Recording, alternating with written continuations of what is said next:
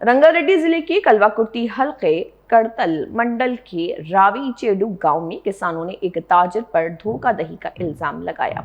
मुतासरा किसानों के मुताबिक ताजिर मारेपल्ली पवन ने गुज़िश्ता साल नवंबर में मकई और धान खरीदा, लेकिन तकरीबन 20 किसानों को 30 लाख रुपए से ज्यादा की रकम अब तक अदा नहीं की गई।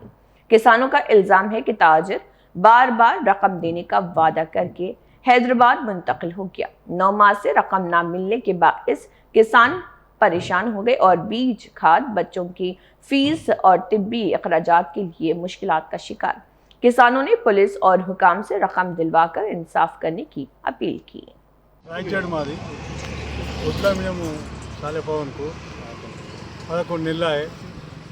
పైసలు ఇచ్చలేడు దినాం ఏమంటాడు రేపు పొద్దుముకి చెప్తా రేపు పొద్దుముకి చెప్తా అంటాడు దినాం తిప్పి ఇప్పుడు 6 నెలలు 7 నెలలు 9 నెలలకు వచ్చింది బొనికి 60 ర్యాంక్ ఇవ్వాలి 85 వల్లాలు జోకిన అంటే పోలీస్ స్టేషన్ చుట్టూ తిరుగుతున్న మొదలమ్మి దినాము ఎట చేయాలి వ్యవసాయము ఇక ఊకే తిప్పుతున్నాడు రేపు పొద్దుముకి చెప్తా నేను ఆలోచన నేను అడిగి చెప్తా అది ఇది అంటాడు ఇక నా ఇబ్బంది చూడు నేను హాస్పిటల్ ఆపరేషన్ చేయించుకునే అన్నది డబ్బులు లేక అంతే కదా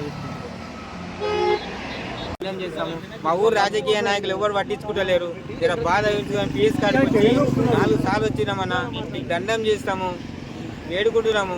మేము పోలీస్ స్టేషన్లో తిరగలేకపోతున్నాము, అక్కడ వ్యవసాయం చేసుకోలేకపోతున్నాము। చాలా ఇబ్బందుల పాలైనాయి। ఒక్కరం ఒక దాని ఉండమన్న రైతులము అందరిని ఒక దాన్ని గుర్చుకోవాలంటే కూడా బాధ అవుతున్నది। ఒక్కరు వస్తున్న ఒకరు రాలేదు, పోతున్నాము। ఆడి కూడా 20 మంది బాధితులం వచ్చినాము। ఇంకా లేడీస్ వాళ్ళకు కూడా ఇచ్చే ఉందన్న। చాలా మీకు దండం చేస్తారు, దయచేసి ఎక్కడెక్కడ పెద్ద మనుషులు ఉండు న్యాయం చేయాలని కోరుకుంటున్నాను। దండం చేస్తారు। కౌలు కట్టిన పొలాలు గుట్టల కట్టిన పొలాలు ఇచ్చుకొని వచ్చి మేమంతా సాలెపవన్ కానీ వ్యక్తికి ఇచ్చినాము। తీసుకుపోయి మమ్మల్ని నిర్బంధంలో పెట్టి పోయి సిటీలో పడ్డాడు, మాకు డబ్బులు ఇస్తలేదు। చాలా ఆగములు ఉన్నాము। ఇప్పటికీ మేము చాలా ఇబ్బంది పడి ఎవరికి చెప్పినా పట్టించుకోవట్లేరు। చాలా పోలీస్ స్టేషన్ 2 సార్లు పిటిషన్ ఇచ్చినాము। మేము చెప్పినా ఇక వస్తున్నా ఇవ్వాలా రేపు అని ఇబ్బంది పెడుతుండ్రు, చాలా ఇబ్బంది పెడుతుంది సార్। దండం చేస్తాం రైతులకు అన్ని మాత్రం న్యాయం చేయండి సార్, చాలా పుణ్యం ఉంటుంది। అవసరం అవుతుంది సార్। 11వ నెల 2025 జోకిచ్చినాం। 28 తారీఖు 11వ నెల 2025 జోకిచ్చినాం సార్। ఇప్పటి వరకు డబ్బులు లేవు సార్, మేము చాలా ఇబ్బందులు పడుతున్నాం సార్। పిటిషన్ ఇచ్చినాము, పోలీసు వాళ్ళకి వస్తే ఇక చూస్తాం మాట్లాడతాం అంటారు సార్। ఎవరు చెప్పినా మా రైతుల గోస ఎవరు పట్టించుకుంటలేదు సార్। చాలా ఇబ్బందులు ఉన్నాము।